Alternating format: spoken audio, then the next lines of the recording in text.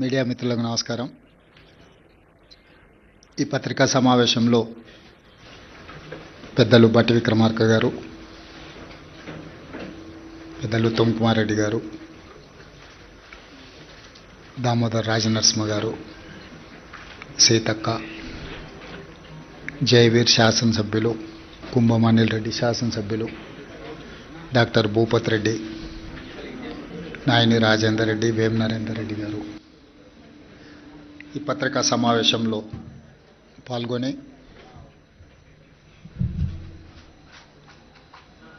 తెలంగాణ రాష్ట్రంలో స్థానిక సంస్థల ఎన్నికలు 12,728 గ్రామ పంచాయతీలకు గాను 12,702 గ్రామ పంచాయతీ ఎన్నికలు పూర్తి చేసుకొని వాటి ఫలితాలను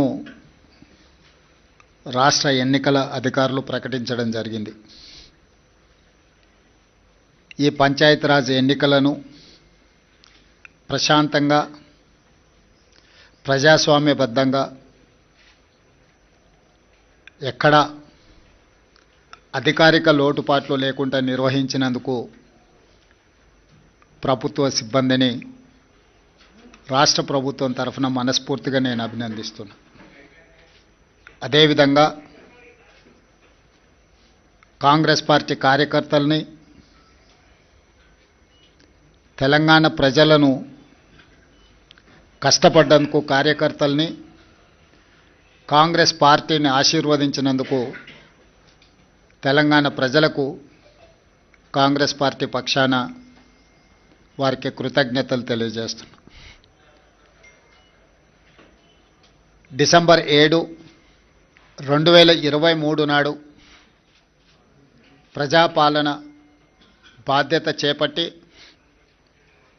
డిసెంబర్ 7, 2025 నాటికి 2 సంవత్సరాలు పూర్తి చేసుకున్న సంబరాలు జరుపుకోవడమే కాకుండా 2 సంవత్సరాలు పూర్తయిన సందర్భంలో స్థానిక సంస్థల ఎన్నికలు తెలంగాణ రాష్ట్రంలో నిర్వహించడం జరిగింది. డిసెంబర్ 11, డిసెంబర్ 14, డిసెంబర్ 17 3 విడతలుగా స్థానిక సంస్థలకు జరిగిన ఎన్నికలలో అద్భుతమైన ఫలితాలను కాంగ్రెస్ పార్టీ సాధించింది. ఇందుకు కష్టపడ్డ కార్యకర్తల్ని 2 సంవత్సరాల తర్వాత తిరిగి స్థానిక సంస్థల ఎన్నికల రూపంలో ప్రజల దగ్గరికి వెళ్తే ప్రజలు సంపూర్ణమైన విశ్వాసం మా ప్రభుత్వం మీద ప్రకటించి మమ్మల్ని ఆశీర్వదించినందుకు కాంగ్రెస్ పార్టీ శాసనసభ పక్షాన ప్రజలకు ఎల్లవేళలా అందుబాటులో ఉండి విశ్వసనీయ పాత్రులుగా ప్రజా సమస్యల్ని పరిష్కరిస్తామని చెప్పి ఈ సందర్భంగా తెలియజేస్తున్నాను. మీకు అందరికీ తెలుసు, వివిధ రకాల విశ్లేషణలు, వివిధ రకాల పత్రికలలో ప్రకటనలు, రాజకీయ నాయకులు వాళ్ళ పార్టీలకు సంబంధించిన వివరాలను చాలా సందర్భాలలో అన్వయించడం, విశ్లేషించడం, వివరించడం జరిగింది. ఈరోజు మా పక్షాన ఫలితాలను, మాకు అందిన సమాచారము మీ ద్వారా తెలంగాణ ప్రజలకు, మీడియా మిత్రులకు వివరించాలని మంత్రివర్గం అందరం కలిసి తీసుకున్న నిర్ణయం ప్రకారము 12,702 గ్రామ పంచాయతీల ఫలితాలలో 7,527 గ్రామ పంచాయతీలు కాంగ్రెస్ పార్టీ, 808 కాంగ్రెస్ పార్టీకి సంబంధించిన రెబెల్స్ ఈ ఎన్నికలలో నెగ్గడం జరిగింది. మొత్తానికి 8,335 గ్రామ పంచాయతీలు 66% ఫలితాలను కాంగ్రెస్ రెబెల్స్ ఈ ఎన్నికలలో మేము సాధించడం జరిగింది. అదేవిధంగా బీఆర్ఎస్, బీజేపీ ఒక కూటమిగా ఈ ఎన్నికల్లో పోటీ చేసి 3,511 బీఆర్ఎస్, 710 గ్రామ పంచాయతీలు బీజేపీ, టోటల్గా 4,221 బీఆర్ఎస్ బీజేపీ కూటమి గెలుచుకోవడం జరిగింది. ఇది 33%. దాదాపుగా 146 గ్రామ పంచాయతీలు సిపిఐ సిపిఎం ఇతరులు 1%, ఇతర రాజకీయ పార్టీలు కూడా నెగ్గడం జరిగింది. తద్వారా కాంగ్రెస్ రెబల్స్ 66% గెలిస్తే బీజేపీ బీఆర్ఎస్ 33%, కమ్యూనిస్టులు 1% ఈరోజు ఈ ఎన్నికల్లో ఫలితాలను సాధించిండ్రు. ఈ ఫలితాలు మా 2 సంవత్సరాల పరిపాలనకు ప్రజలిచ్చిన తీర్పు. 2023 డిసెంబర్ 7 నాడు మేము అధికారం చేపట్టిన తర్వాత కంటోన్మెంట్ శాసనసభ ఉప ఎన్నికలు జరిగినాయి. పోయిన నెల జూబ్లీ హిల్స్ శాసనసభ ఉప ఎన్నికలు జరిగినాయి. ఈ 2 ఉప ఎన్నికలలో కూడా కాంగ్రెస్ పార్టీని ప్రజలు ఆశీర్వాదించడం జరిగింది. ఈనాడు గ్రామీణ ప్రాంతాలలో జరిగిన గ్రామ పంచాయతీ ఎన్నికలు 94 శాసనసభ నియోజకవర్గాల పరిధిలో ఈ ఎన్నికలు జరిగినాయి. ఈ 94 శాసనసభ నియోజకవర్గాల పరిధిలో జరిగిన ఎన్నికల్లో కాంగ్రెస్ పార్టీ 87 శాసనసభ నియోజకవర్గాలలో మెజారిటీ సాధిస్తే బీఆర్ఎస్ 6 శాసనసభ నియోజకవర్గాలలో మెజారిటీ సాధిస్తే బీజేపీ 1 శాసనసభ నియోజకవర్గంలో మెజారిటీ గ్రామ పంచాయతీలు సాధించుకోవడం జరిగింది. బీఆర్ఎస్ దుబ్బాక, హుజూరాబాద్, జన్గాం, సిద్దిపేట, సిరిసిల్ల, సిర్పూర్, కాగజ్ నగర్లో మెజారిటీ సాధిస్తే ముదోల్లో బీజేపీ అధిక గ్రామ పంచాయతీలను సాధించడం జరిగింది. 94 శాసనసభ నియోజకవర్గాలలో స్థానిక సంస్థల ఎన్నికలు జరిగితే కాంగ్రెస్ పార్టీ 87 శాసనసభ నియోజకవర్గాలలో అత్యధిక స్థానాలను సాధించడం ద్వారా 2023 నాడు మేము సిపిఐ కలిసి సాధించిన 65-66 శాసనసభ నియోజకవర్గాలతో పోలిస్తే ఇప్పుడు ఇంకొక 21 శాసనసభ నియోజకవర్గాలు అధికంగా గెలవడం జరిగింది. బీఆర్ఎస్ నాయకులు ఉప ఎన్నికల సందర్భంగా రెఫరెండం అన్నారు. వాస్తవంగా పట్టణ ప్రాంతంలో ఉన్న 26 శాసనసభ నియోజకవర్గాలలో జనరల్ ఎలక్షన్లో మేము 1 సీటు కూడా సాధించలే. కానీ జరిగిన 2 ఉప ఎన్నికలు హైదరాబాదు మహానగర పరిధిలో జరగడంతో ఆ 2 నియోజకవర్గాలలో కూడా ఈ 26 మహానగర పరిధిలో ఉన్న శాసనసభ నియోజకవర్గాలలో ఉప ఎన్నికలు జరిగిన 2 శాసనసభ నియోజకవర్గాలలో ప్రజలు తీర్పిచ్చారు. స్థూలంగా నేను చెప్పదలుచుకున్నది, రాష్ట్ర స్థాయిలో అది పట్టణ ప్రాంతం కావచ్చు, గ్రామీణ ప్రాంతం కావచ్చు, ఈ 2 సంవత్సరాలలో జరిగిన ప్రతిష్టాత్మకమైన ఎన్నికలలో మా ప్రభుత్వానికి విస్పష్టంగా ప్రజలు ఆదరించి గౌరవించి అత్యధిక స్థానాలను కట్టబెట్టినరు.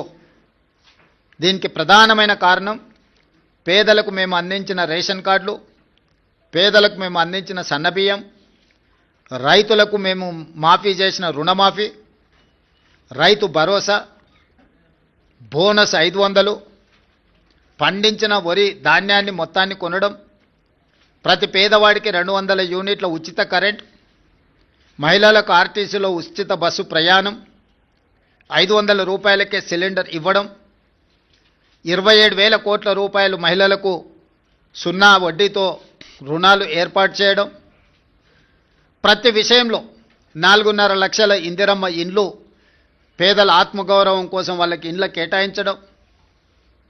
ఇదే కాకుండా దీర్ఘకాలికంగా ఒక సంక్షోభాన్ని సృష్టించిన మాదిగ ఉపకులాల వర్గీకరణను పరిష్కరించడం, 100 సంవత్సరాల నుంచి జటిలంగా మారిన కులగణనను నిర్వహించడం, 61,000 ప్రభుత్వ ఉద్యోగ నియామకాలు చేపట్టడం, మూతబడుతున్న ప్రభుత్వ పాఠశాలలను తిరిగి తెరవడమే కాకుండా టీచర్ల నియామకం చేపట్టి పేదలకు నాణ్యమైన విద్యను అందించాలని మేము చేస్తున్న ప్రయత్నాలు అన్నీ కూడా ఈనాడు ఒక క్రమ పద్ధతిలో సంక్షేమాన్ని అభివృద్ధిని సమపాలలో మెలవించి పరిపాలన అందించడం, అన్నిటికంటే 6 గ్యారంటీలతో పాటు 7వ గ్యారంటీ ఇస్తున్నాం, ప్రజలకు స్వేచ్ఛ ప్రజాస్వామ్యాన్ని కాంగ్రెస్ పార్టీ అందిస్తుంది అని. ఈ 2 సంవత్సరాలల్లో ఎక్కడ కూడా ప్రజల్ని నిర్బంధించాలన్న ఆలోచన కానీ, ప్రతిపక్షాల మీద కక్ష సాధింపు చర్యలకు పాల్పడడం కానీ మా ప్రభుత్వం చేయలేదు. ఈ ఎన్నికల్లో కూడా మీరు చూసినారు, స్వేచ్ఛగా ప్రజలు ఎవరికి నచ్చిన రాజకీయ పార్టీ మద్దతుతో వాళ్ళు ఎన్నికల్లో పోటీ చేయడమే కాకుండా ప్రజల దగ్గరికి వెళ్ళి వాళ్ళు ఓటు అడిగి ప్రజా తీర్పును కోరినరు. ప్రజలకు కూడా స్వేచ్ఛగా తీర్పునిచ్చే అవకాశాన్ని మా యంత్రాంగము, ప్రభుత్వము, పార్టీ అన్ని రకాలుగా ప్రజాస్వామ్యబద్ధంగా ఈ ఎన్నికలు నిర్వహించినాం.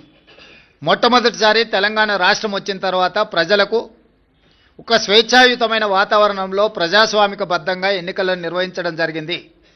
ఈ ఎన్నికల్లో అధికార దుర్వినియోగానికి పాల్పడడం కానీ, లేకపోతే మా హోదాలను అడ్డుపెట్టుకొని ప్రత్యక్షంగానో పరోక్షంగానో రిజర్వేషన్ల మీద ప్రభావం చూపించడమో, లేకపోతే ఎన్నికలను ప్రభావితం చేసే నిర్ణయాలను కానీ మేము చేయలేదు. అందుకే తెలంగాణ రాష్ట్రంలో మేము ఇచ్చిన 7వ గ్యారంటీని కూడా ఈరోజు అమలు చేసి చూపించినాము. దాంతో స్వేచ్ఛతో కూడుకున్న ప్రజాస్వామికబద్ధమైన ఎన్నికల్ని నిర్వహించి ప్రజల చేత మన్ననలు పొంది ఒక మంచి పరిపాలన అందించడానికి మేము ముందుకు వెళ్తున్నాము. ఏ రోజు కూడా ఓడినప్పుడు కుంగిపోవడము, గెలిచినప్పుడు ఉప్పొంగిపోవడం, గెలిస్తే అహంకారంతో కళ్ళు నెత్తికెక్కడం లాంటి వ్యవహారాలలో మేమెప్పుడూ భాగస్వాములం కాలేదు. వీటన్నిటికీ దూరంగా ఉండి ప్రజలకు దగ్గరగా చెరువగా ఉండి సంక్షేమాన్ని, అభివృద్ధిని ముందుకు తీసుకువెళ్లాలనే ప్రయత్నం చేస్తూనే ఉన్నాం. ఈనాటి ఫలితాలు మా బాధ్యతను మరింతగా పెంచినాయి. ఈనాడు కేంద్ర ప్రభుత్వం ఆనాడు శ్రీమతి సోనియా గాంధీ, మన్మోహన్ సింగ్ గారు అందించిన మహాత్మా గాంధీ ఉపాధి హామీ పథకాన్ని నిర్వీర్యం చేసి నీరుగార్చి పేరు మార్చడమే కాకుండా విధానాలను మార్చడం ద్వారా పేదలకి పథకాన్ని అందకుండా చెయ్యాలన్న కక్ష, కుట్ర స్పష్టంగా కనిపిస్తుంది. కేంద్రంలో సోనియా గాంధీ గారి మీద, రాహుల్ గాంధీ గారి మీద కక్షతో కూడిన అక్రమ కేసులు పెట్టడం, కోర్టులు చీవాట్లు పెట్టినా కూడా మారకపోవడాన్ని మనం కళ్ళతో చూస్తున్నాం. వీటన్నిటిని దృష్టిలో పెట్టుకొని ప్రజలు ప్రజాస్వామికబద్ధమైన కాంగ్రెస్ పార్టీ ప్రజలకు రక్షణ. అందుకే ఈరోజు తెలంగాణ ప్రజలు కాంగ్రెస్ పక్షాన బలంగా నిలబడ్డారు. ఈ స్ఫూర్తి కొనసాగుతుంది. భవిష్యత్తులో ఇంకా బలంగా పనిచేస్తాము, బాధ్యతతో పనిచేస్తాము. ఎదిగినా కొద్దిగా ఒదగాలి అని పెద్దలు ఏదైతే సూచన చేసిండ్రో వాటిని దృష్టిలో పెట్టుకొని ఆ విధంగానే ముందుకు వెళ్తాము. ప్రతిపక్షంలో ఉన్న వాళ్లకు అధికారం కోల్పోయినా అహంకారం తగ్గలేదు. ఇంకొక ఆయన కడుపు నిండా విషం పెట్టుకొని, మూసీలో కాలుష్యం కంటే ఆయన కడుపులో విషం ఎక్కువగా కనిపిస్తుంది, ఆయన మాటల్లో, ఆయన చేతల్లో, ఆయన వ్యవహార శైలిలో. ఇప్పటికైనా ప్రజా తీర్పును గౌరవించి ప్రభుత్వం తీసుకుంటున్న నిర్ణయాలకు సహకరించి ముందుకు రావాలి. ఏదైనా మాట్లాడతాం, ఎట్లయినా మాట్లాడతాం. బర్తగించిన విధానాలతోని ప్రజల్ని ఇబ్బంది పెడతాము అని అంటే ప్రజలు ఇచ్చే తీర్పు ఈరోజు వాళ్లకు కనువిప్పు కలగాలి అని నేను అనుకుంటున్నా. ఈ ఫలితాలను చూసే అద్భుతం అనుకుంటారు. సంతోషం. ఈ అద్భుతం 2029లో కూడా జరుగుతుంది మీరు కోరుకున్నట్టే. 2/3 మెజారిటీతోనే 2029లో కాంగ్రెస్ తిరిగి అధికారంలోకి వస్తుంది. 1/3 మీరు ఉంటారు, 2/3 మేము ఉంటాము. ఈ తీర్పు 2029లో కూడా పునరావృతం కాబోతుంది. ఇప్పటికైనా అహంకారం తగ్గించుకోండి, అసూయను తగ్గించుకోండి. తెలంగాణలో అమలు జరుగుతున్న సంక్షేమ అభివృద్ధి కార్యక్రమాలకు సహకరించండి. బాధ్యతాయుతమైన ప్రతిపక్షంగా వ్యవహరించండి.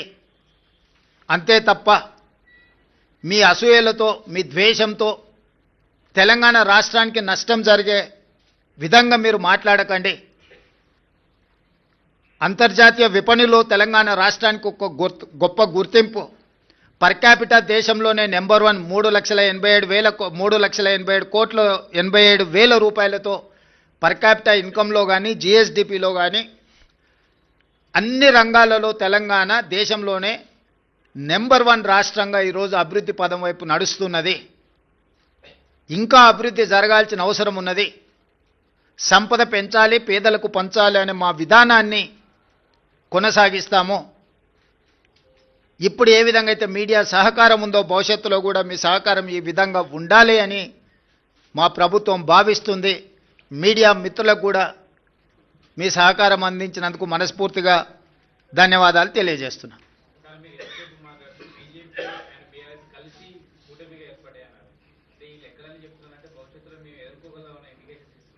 ఖచ్చితంగా దాంట్లో మీకు అనుమానం ఎందుకు? పార్లమెంట్ ఎన్నికల్లో వాళ్ళిద్దరు కలిసి వచ్చినా కూడా ఎదుర్కొని 8 సీట్లు సాధించినాం, 40% పైగా ఓట్లు సాధించినాం. ఇది భవిష్యత్తుకు పునాదులే వాళ్ళిద్దరూ కలిసిమెలిసి పోటీ చేస్తారనేది. నిన్న కేటీఆర్ ఒక రోజు ముందు కేటీఆర్ మాట్లాడతారు, తర్వాత రోజు కిషన్ రెడ్డి మాట్లాడతాడు. సేమ్ ప్రెస్ మీట్ ఏదైనా చూడండి మీరు. కిషన్ రెడ్డి గారు ఇప్పుడే ఏదో జరిగిపోయినట్టుగా, బీఆర్ఎస్ ఉన్నప్పుడు అద్భుతాలు జరిగినట్టుగా, బీఆర్ఎస్ ఉంటేనే బాగుంటుంది అన్నట్టుగా కిషన్ రెడ్డి గారు వ్యవహార శైలి చూసిన తర్వాత మీకు ఏమైనా అనుమానం ఉందా? అందుకే చెప్తున్నా, వాళ్ళిద్దరు కలిసి 1/3, కాంగ్రెస్ ఒకటి 2/3. వాళ్ళిద్దరు కలిసి 33%, మేము ఒక్కరం 66%.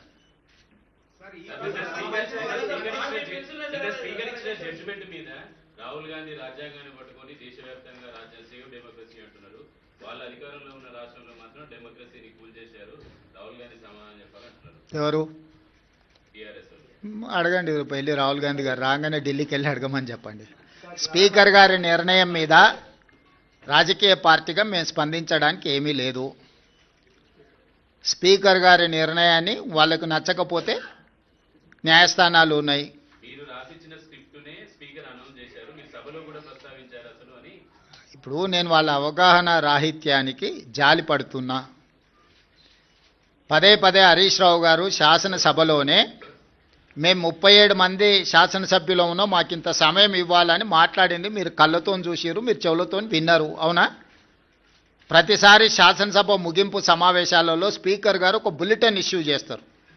ఏ పార్టీకి ఎంతమంది శాసనసభ్యులు ఉన్నారు, వారు ఎంతెంత సమయం మాట్లాడినరని ప్రతిసారి బులెటిన్ ఇష్యూ చేస్తారు స్పీకర్ గారు. ఇప్పటివరకు జరిగిన అన్ని శాసనసభ సమావేశాల ముగింపులో స్పీకర్ గారు స్పష్టంగా ప్రకటించారు. ఏ ఒక్క రోజు కూడా స్పీకర్ గారి నిర్ణయాన్ని వాళ్ళు ప్రశ్నించలేదు. రెండవది, మొన్న జరిగిన శాసనసభ సమావేశాల్లో హరీష్ గారు స్పష్టంగా చెప్పారు, మా నెంబర్ 36, 37 ఉంది, మా సమయం ఇంత రావాల్సిందే, మాకంత సమయం ఇవ్వమని అడిగినారు.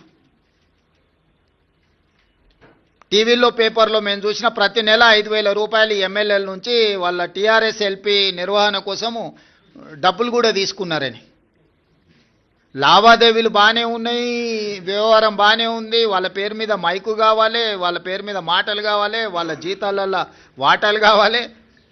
మీ వాళ్ళనే మీ వాళ్ళు కాదు అని అనుకునే పరిస్థితి ఎందుకు దాపురించింది? ఇంత రాజకీయంగా ఇంత దుర్భరమైన, ఇంత నికృష్టమైన పరిస్థితి ఎవరికైనా వస్తుందా? సొంత పార్టీ ఎమ్మెల్యేలనే మా వాళ్ళు కాదు అని. మనం గతంలో చూసినాం, పిల్లల్ని నమ్ముకునేటోళ్ళను సంతలాల్లో వచ్చి పిల్లల్ని నమ్ముకున్నారని, కనీసం వాళ్ళు పేదరికం ఉండని అమ్ముకున్నారు అనుకున్నాం. మరి ఇప్పుడు వీళ్ళ విచిత్రం ఏందో, మేము మీ పిల్లలమే, మేము మీ వాళ్ళమే అని వీళ్ళు అంటారు, మీరు మా వాళ్ళు కాదని వాళ్ళు అంటారు. వాళ్ళు అదే చెప్తున్నారు కదా. ఎవరి ఇప్పుడు దాంట్లో ఎవరు మైనర్స్ లేరు, అందరు మేజర్లే కదా, విజ్డమ్ ఉన్నోళ్ళే కదా. ఆ మేజర్స్ విజ్డమ్ ఉన్నోళ్ళే వాళ్ళు ఎవరో చెప్తున్నప్పుడు నీ అభిప్రాయంతో నా అభిప్రాయంతో ఏం పని ఉంది?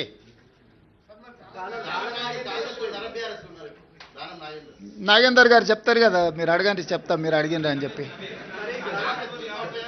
ఎస్ అమర్ గారు.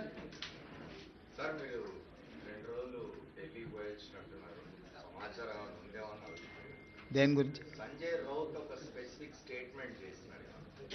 డిసెంబర్ 19 నాడు ప్రైమ్ మినిస్టర్ మారబోతున్నాడు, లేదు. ప్రైమ్ మినిస్టరే దేశంలో లేడు, ఆయనే విదేశాలలో ఉన్నాడు. అసలు 19 లోపల వస్తాడో రాడో కూడా నాకు సమాచారం లేదు. కాబట్టి మార్పు గురించి ఐ డోంట్ నో. అంటే ఆయన స్టేట్మెంట్ నా దృష్టిలో లేదు, మార్పు విషయం అసలే లేదు. ఎందుకంటే అది ఎల్పీ తీసుకోవాల్సిన, లెజిస్లేచర్ పార్టీ తీసుకోవాల్సిన నిర్ణయం నా దృష్టిలో లేదు.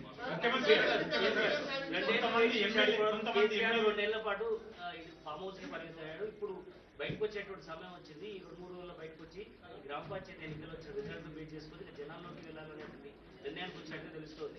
దాని ఎట్లేముంది, 2023 కంటే ముందు కేసీఆర్ బయటనే ఉన్నారు కదా. వాళ్ళు క్షేత్రస్థాయిలో పర్యటిస్తున్నప్పుడే కదా వారు ఓడించింది. వారు క్రియాశీలక రాజకీయాలలో ఉన్నప్పుడే కేసీఆర్ గారిని ఓడించి కాంగ్రెస్ పార్టీ అధికారంలోకి వచ్చింది. ఇప్పుడు వారు క్రియాశీలక రాజకీయాలలోనే లేరు. గజ్వేల్ అసెంబ్లీలోనే కాంగ్రెస్ పార్టీ మెజారిటీ గ్రామ పంచాయతీలు గెలుచుకున్నది. అంటే గజ్వేల్ నియోజకవర్గ ప్రజలు కూడా కేసీఆర్ గారు క్రియాశీలక రాజకీయాలలో లేరు, రాజకీయాలతో వారికి సంబంధం లేదు. ఒకవేళ ఉన్న గజ్వేల్ శాసనసభ సభ్యుడిగానే వారి వల్ల ప్రయోజనం లేదని ప్రజలు ఈరోజు తీర్పిచ్చిండ్రు. గజ్వేల్ నియోజకవర్గ ప్రజలే కేసీఆర్ నాయకత్వాన్ని తిరస్కరించి అక్కడ కాంగ్రెస్కు మెజారిటీ గ్రామ పంచాయతీలు ఇచ్చిన తర్వాత ఇంకా ఏదో అద్భుతం జరుగుద్ది అని, అల్లావుద్దీన్ అద్భుత దీపం వస్తుంది అని ఆశిస్తే అది ఆశావాహుల యొక్క అభిప్రాయం. నేను కొత్తగా చెప్పడానికి ఏం లేదు. ఏం ప్రభాకర్?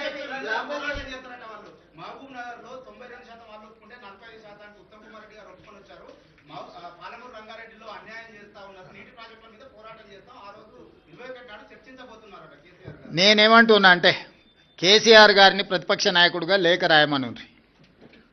3 రోజులు కానీ 4 రోజులు కానీ కృష్ణానది జలాలు, గోదావరి జలాలకు సంబంధించి ఎవరు ఏం చేసిండ్రో చర్చ చేద్దాం కూలంకషంగా. పూర్తి వివరాలతో వచ్చి కూర్చుందాం.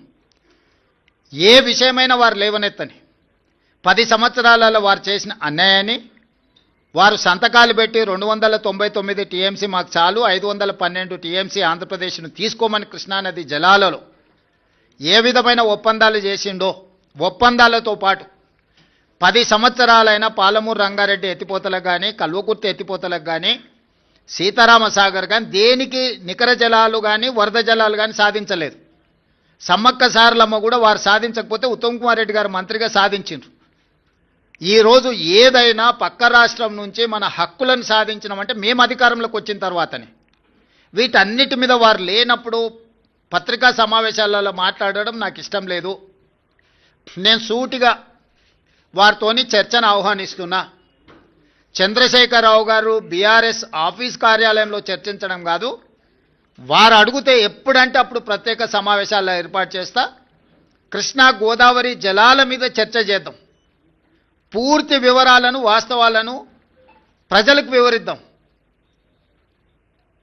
ఈరోజు ఉమ్మడి రాష్ట్రానికంటే కూడా తీరని ద్రోహం చేసింది బీఆర్ఎస్, చంద్రశేఖరరావు గారు. ఆధారాలతో సహా మొత్తం సభలో చర్చకు మేము పెట్టడానికి సిద్ధంగా ఉన్నాము. వారు సభకు వచ్చి చర్చించి నిజంగానే మా వైపు నుంచి ఏమైనా లోపం ఉంటే వారిని ప్రశ్నించమని నేను సవాల్ విసురుతున్నా. బురద జల్లుతాం, పారిపోతామంటే ప్రజలు అన్ని గమనిస్తున్నారు. ప్రజలు ఎవరు అమాయకులు లేరు.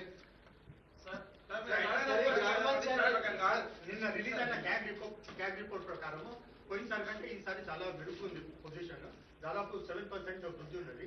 అంటే ఈ కండిషన్లో మీరు ఏమన్నా ఈ బకాయిలు ఏవైతే ఉన్నాయో అవన్నీ కనీసం ఇప్పుడైనా చెల్లిస్తారా? ఏం బకాయి? నీకేం బకాయి ఉంది రాహుల్? 35,000 కోట్లు. ఎవరికి? డిస్కమ్ లెక్క చేద్దాం. 35,000 కోట్లు. నేను ముందే చెప్పిన ఆదాయం పెంచుతాం, పేదలకు పంచుతామని.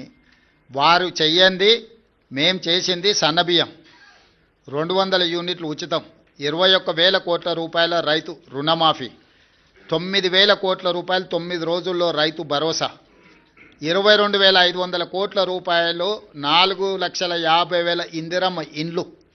ఇట్లా చంద్రశేఖరరావు గారు చెయ్యని చాలా పనులను ఈరోజు మేము చేసినాము. ఈ ఆదాయాన్ని పెంచుకుంటూనే, దుబారాను తగ్గించుకుంటూనే ఈరోజు ఈ పథకాలన్నిటిని కూడా అమలు చేస్తున్నాము. ఎంత ఆదాయాన్ని పెంచితే అంత పేదలకు ప్రయోజనం చేకూర్చే విధంగా ఖచ్చితంగా మేము వాటిని వినియోగం చేస్తాం. ఒక్క రూపాయి కూడా దుర్వినియోగం జరగకుండా ప్రజలకు ఏ రకంగా మేలు చేయాలనేదే మా నిత్యం తాపత్రయము. ఖచ్చితంగా వాటిని అమలు చేస్తాం. ఇప్పుడు ఎన్నికలకు సంబంధించి మాట్లాడుకుందాం. గ్రామ పంచాయతీ ఎన్నికలు వాటి ఫలితాల మీద మాట్లాడుకుందాం. కొంత మంత్రుల ఊళ్ళలో కొంతమంది ఎమ్మెల్యేల ఊళ్ళలో వాళ్ళు ఇప్పుడు గజ్వెల్ల కేసీఆరే దెబ్బతిని ఓడిపోయి అక్కడ ఉన్నాడు. ప్రధాన ప్రతిపక్ష నాయకుడే ఓటమి చెందిండు. మెజారిటీ సీట్లు కాంగ్రెస్కి వచ్చినాయి. గ్రామాల ఎన్నికలు గ్రామ పరిస్థితులను బట్టి జరుగుతాయి. శాసనసభ్యుడినో మంత్రినో ముఖ్యమంత్రినో పట్టి జరగవు. ఓవరాల్గా ఫీల్ గుడ్ ఫ్యాక్టర్ ఉంటుంది. గ్రామంలో ఉండే నేపథ్యాన్ని సామాజిక వర్గాల సమతుల్యతను దృష్టిలో పెట్టుకొని ఎన్నికలు జరుగుతాయి. ఎట్లా జరిగినా ఫలితాలు అనేది ఇక్కడ కళ్ళకు కట్టినట్టుగా కనిపిస్తున్నాయి. 94 నియోజకవర్గాలలో 87 శాసనసభ నియోజకవర్గాలలో కాంగ్రెస్ పార్టీకి మెజారిటీ వచ్చింది. ఈ లిస్ట్ అంతా మీకు ఇస్తాము.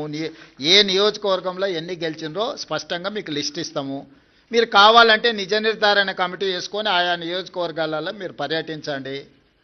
ఇన్ని 12,702 గ్రామ పంచాయతీల ఎన్నికలు జరిగినప్పుడు 1, 2, 3 అటో ఇటో ఫలితాలు వస్తాయి. ఆ ఫలితాలు అనేది భవిష్యత్తులో మన కార్యాచరణను సవరించుకోవడానికి ఉపయోగించుకుంటాం తప్ప దానికి మించి వేరే రకంగా దీని మీద చర్చించుకోవాల్సిన అవసరం లేదు.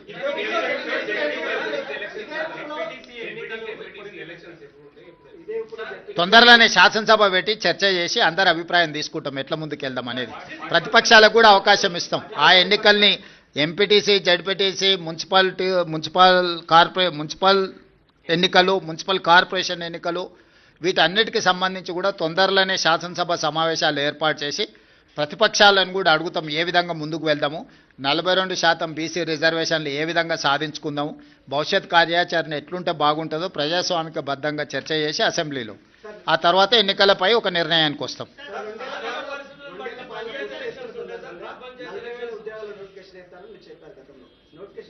వేస్తాం తప్పకుండా. ఇప్పుడు అన్ని పరిశీలిస్తున్నాం, సభలో చర్చించి తీసుకుంటాం.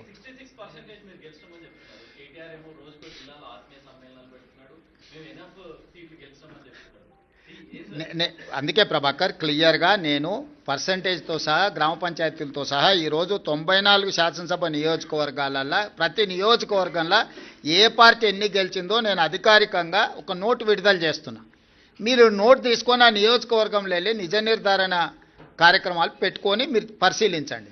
కేటీఆర్ అనేవాడు కాంగ్రెస్ గురించి ఆలోచన చేస్తలేడు. హరీష్ అనేవాడు వెనకాల తవ్వుతున్నాడు. కేటీఆర్ నాయకత్వంలో ఏ ఎన్నికలు జరిగిపోయినా ఓడిపోయిండు కాబట్టి నాయకత్వాన్ని మార్చాలని హరీష్ వెనకాల నుంచి ఏదైతే ప్రయత్నం చేస్తుండో ఆ విషయాన్ని ఏమంటారు డైల్యూట్ చేయడానికి పర్యటనలు పెట్టుకుంటున్నాడు తప్ప ఇది ప్రజలకు కానీ ప్రభుత్వానికి కానీ సంబంధం లేదు. ఇప్పుడు కేటీఆర్ వర్కింగ్ ప్రెసిడెంట్ అయినప్పటి నుంచి జరిగిన ఏ ఎన్నికలు గెలవలే కదా. జనరల్లో అసెంబ్లీ కావచ్చు, జనరల్లో జరిగిన లోక్సభ కావచ్చు, తర్వాత జరిగిన ఉప ఎన్నికలు కావచ్చు, తర్వాత జరిగిన గ్రామ పంచాయతీ ఎన్నికలు కావచ్చు. ఈరోజు హరీష్ వర్గం ఆల్రెడీ సోషల్ మీడియాలో మిగతా మీడియాలలో మొదలుపెట్టింది కదా. కేటీఆర్ ఉంటే ఇంకా పార్టీ మిగలదు కాబట్టి కేటీఆర్ను తప్పించండి, హరీష్కు నాయకత్వాన్ని అప్పచెప్పండి అని ఒక స్లోగన్ తీసుకొని బయలుదేరిండు.